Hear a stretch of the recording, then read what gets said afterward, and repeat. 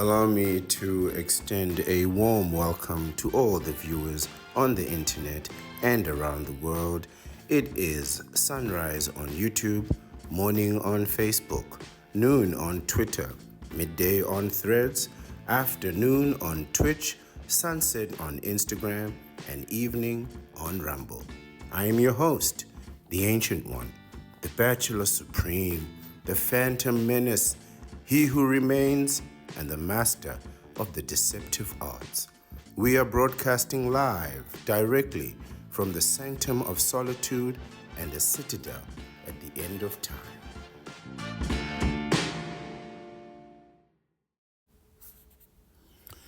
Good evening, everyone. It's the Ancient One here, the Bachelor Supreme, live from the sanctum of solitude.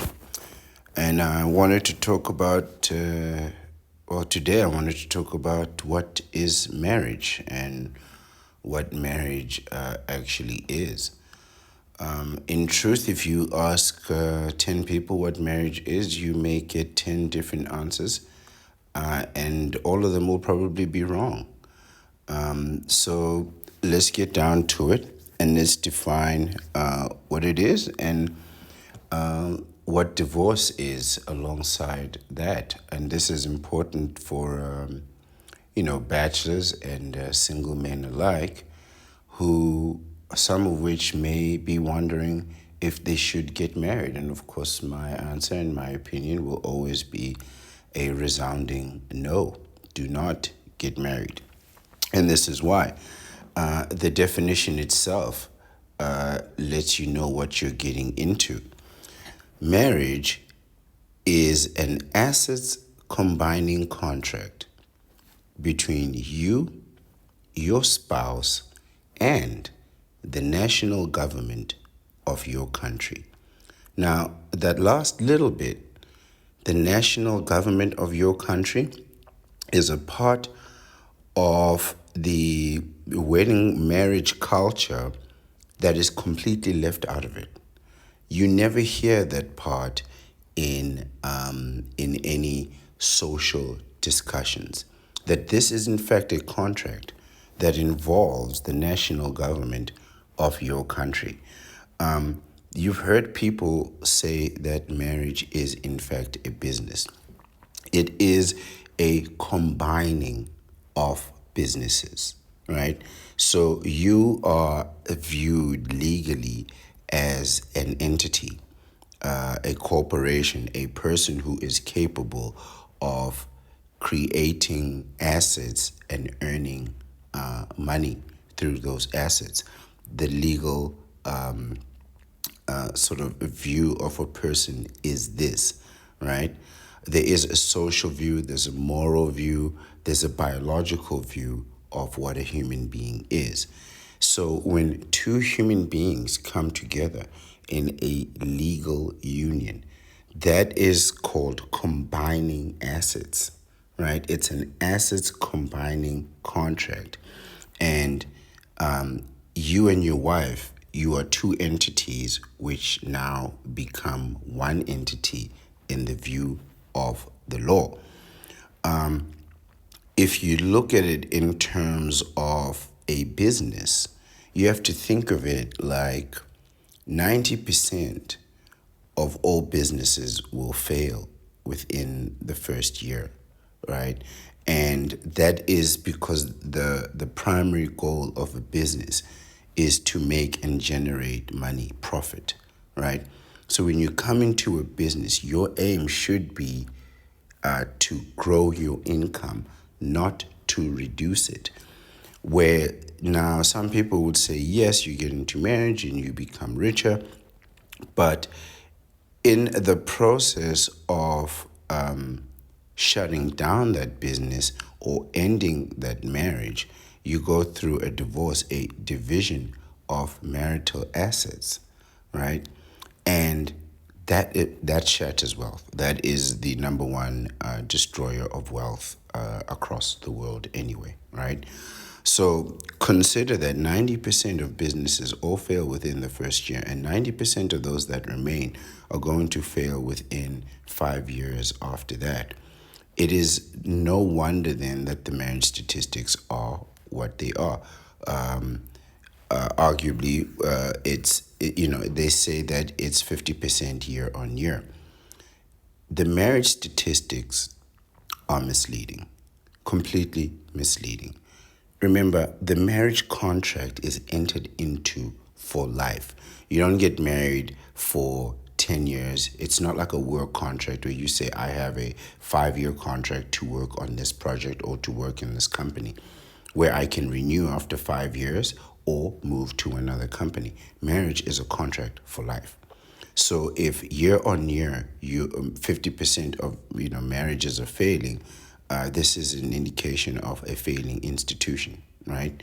The business nature of this contract is failing, right? But when I said that the marriage statistics are misleading, what I also mean is that if you look at the same statistics over 10 years, so if you're in 2026 and you look at people from 2016, how many of those people are still married after 10 years, right? It's something like 70 to 75%, an astronomical rate of failure, right? If 75%, if you were a coach and you lost 75% of your matches, right, across several years, you would be deemed a failure.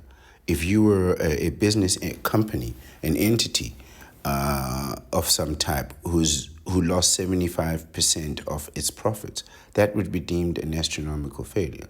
If you were a teacher and 75% of your students failed, you would be deemed a failure as a teacher, right?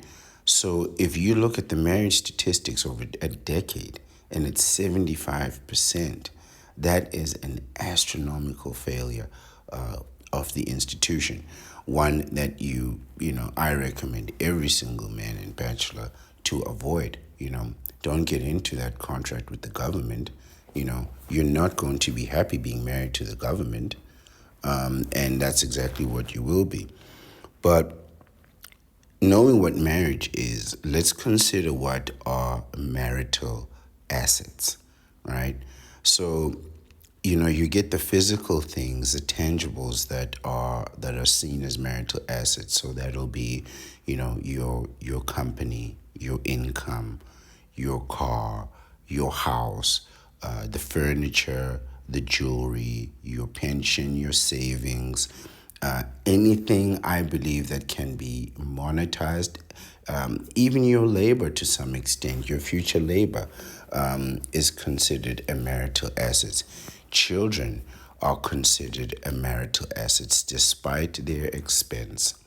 And how difficult it is to be a parent, they are still considered a marital asset. So, what is not a marital asset, sexual intimacy is not considered a marital asset, right? So you do not have legal rights, in effect, to your partner's genitalia, right? But you are responsible for the result and the outcomes of what they do with their parts, right? So, sexual intimacy is not considered part of this business contract.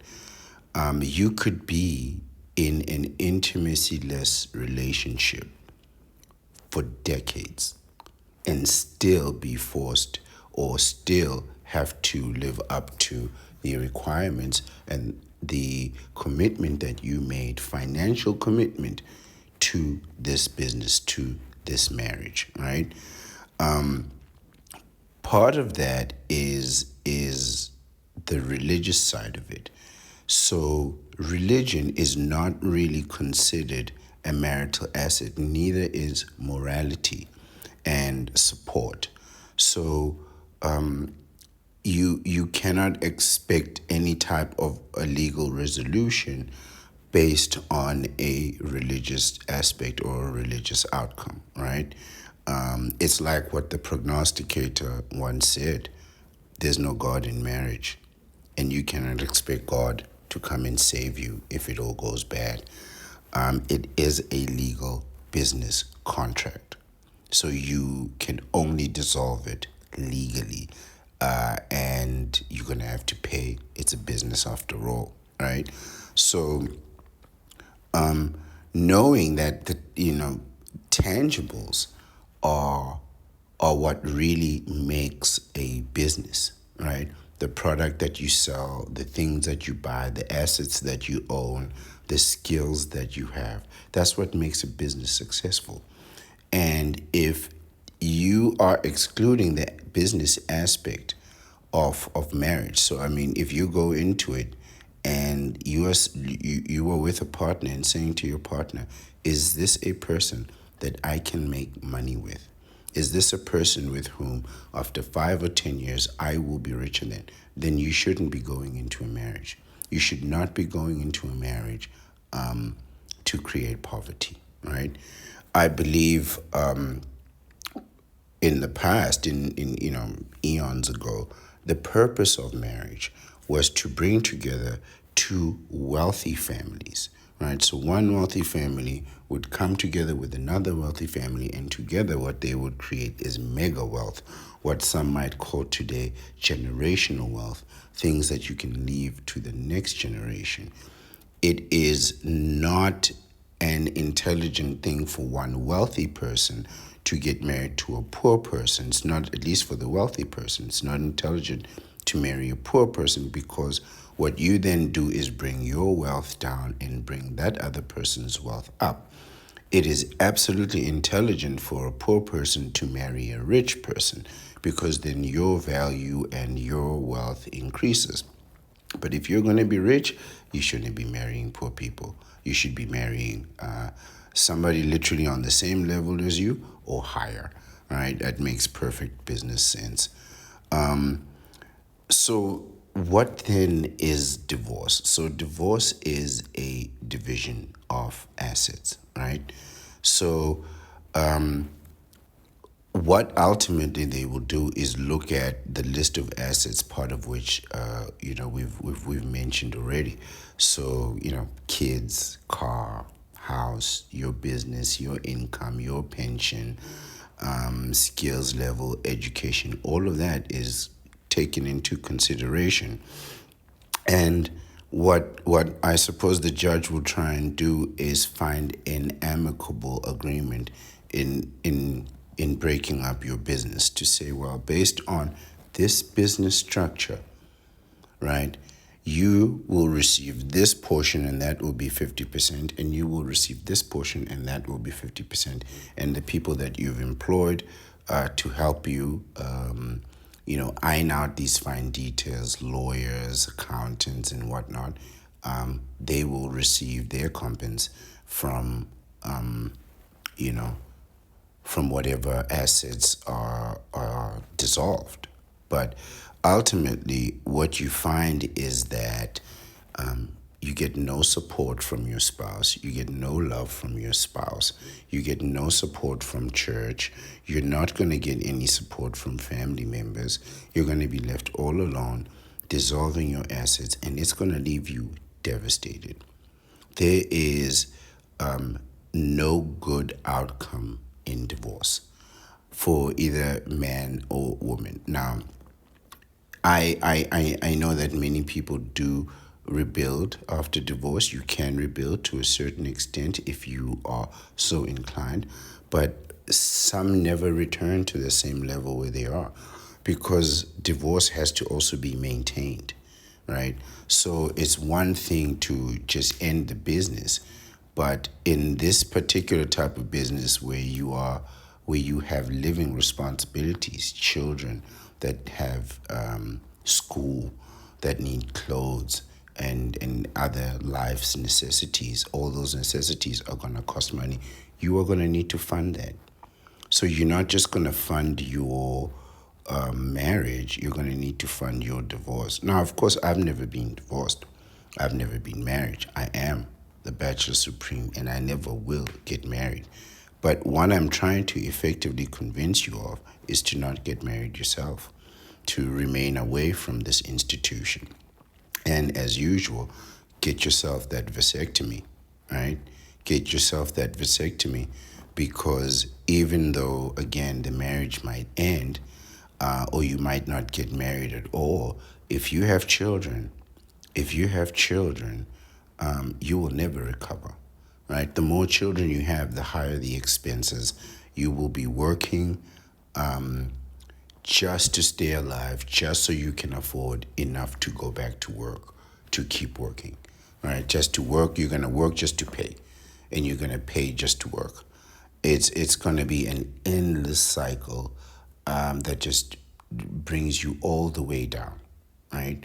So go ahead, get your vasectomies. This is always gonna be my top advice, and I'm gonna try and repeat it in every video that I can. I think it's just that important. And it surprises me that not enough people are talking about it. Like, why are people not recommending that men freeze, millions, hundreds of millions of sperms if you choose to, billions, a billion like me? I froze a billion sperm. And then got my vasectomy to have all the options that I can't. You can have all the options available to you and minimize these liabilities. This institution, marriage, is proving to be just a collection of liabilities and costs and debt and costs, and just piling amounts of things that, quite frankly, you're going to end up losing anyway. So go ahead, protect yourself, get a vasectomy, do not get married, avoid, marriage just to avoid divorce.